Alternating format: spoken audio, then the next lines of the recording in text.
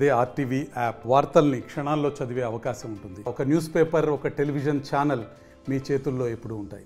తెలంగాణ రాష్ట్ర శాసనమండలి కరీంనగర్, ఆదిలాబాద్, మెదక్, నిజామాబాద్ శాసనమండలికి సంబంధించి ఉపాధ్యాయ నియోజకవర్గంలో ఎన్నికలు పూర్తయ్యాయి. ఉదయం 8 గంటల నుంచి 4 గంటల వరకు ఎన్నికలు పూర్తయ్యాయి. 27,000 పైచీలకు ఓటర్లు ఉన్నారు టీచర్స్ కాన్స్టిట్యుయెన్సీలో. దీనిలో 15 మంది పోటీ పడ్డారు. అయితే ఇందులో ఎవరు విజేతలుగా నిలుస్తారు? ప్రతి ఎన్నిక జరిగిందంటేనే జరగక ముందు నుంచి సైతం ఓటర్లను ఆకట్టుకోవడము, వాళ్ళ ఓటు తమకే వచ్చేలా ప్రయత్నాలు తీవ్రంగా చేయడం అనేది పరిపాటిగా ఉంటుంది. అయితే భారతీయ జనతా పార్టీ అభ్యర్థిగా రంగంలోకి దిగినటువంటి మల్కా కుమ్రయ్యకి అత్యధిక అవకాశాలు ఉన్నాయనే చర్చ జోరుగా కొనసాగుతుంది. ఈ క్రమంలో ఈ 15 మందికి సంబంధించి అభ్యర్థుల్లో హోరాహోరీగా ఇటు వంగ మహేందర్ రెడ్డి వర్సెస్ మల్కా కుమ్రయ్య మధ్య జరిగాయి. అలాగే అశోక్ కుమార్కి మధ్య ట్రయాంగిల్ కాంపిటీషన్ జరిగిందనే చర్చ జరుగుతుంది. ఈ క్రమంలో ఎడ్జ్ మాత్రం ఖచ్చితంగా మొగ్గు మాత్రము మల్కా కుమ్రయ్యకే ఉపాధ్యాయులు చూపారు.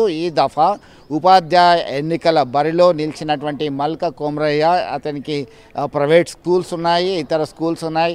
తీవ్రంగా ఇతని యొక్క గెలుపు కొరకి భారతీయ జనతా పార్టీ నేతలు అలాగే ఇతర ఉపాధ్యాయ సంఘాలన్నీ సైతం వాళ్ళ సిద్ధాంతాలను పక్కన పెట్టి ఇతని గెలుపు కొరకి కృషి చేశారు. దీనిలో అనేక ఎఫర్ట్స్ పెట్టారు. అనేక రకాలుగా అన్ని రకాల ప్రయోజనాలు పొందిన టీచర్స్ ఉన్నారు అనేటువంటి కోణంలో చర్చ జరుగుతున్నటువంటి నేపథ్యం అయితే గమనించవచ్చు. ఫైనల్గా ఓవరాల్గా మీకు ఆర్టీవీ ద్వారా హోరాహోరీగా జరిగినటువంటి ఉపాధ్యాయ ఎన్నికల ఫలితాలకు సంబంధించినటువంటివి ఈ నెల 3వ తేదీన మార్చి 3వ తేదీన వస్తున్నాయి. మార్చి 3వ తేదీన జరిగేటువంటి ఎన్నికల కౌంటింగ్ ప్రక్రియలో ఖచ్చితంగా ఎడ్జు మాత్రం మల్కా కుమ్రయ్యకి మధ్య అలాగే వంగ మహేందర్ రెడ్డికి మధ్య ఉంటుంది. దీనిలో ఎడ్జ్ మాత్రం మల్కా కుమ్రయ్యకే ఉంటుంది అనడంలో సందేహం లేదు. ఆల్మోస్ట్ ఆల్ బీజేపీ తన ఖాతా తెరుస్తుంది అనే చర్చ మాత్రం ఆ పార్టీ శ్రేణుల్లో కనబడుతుంది.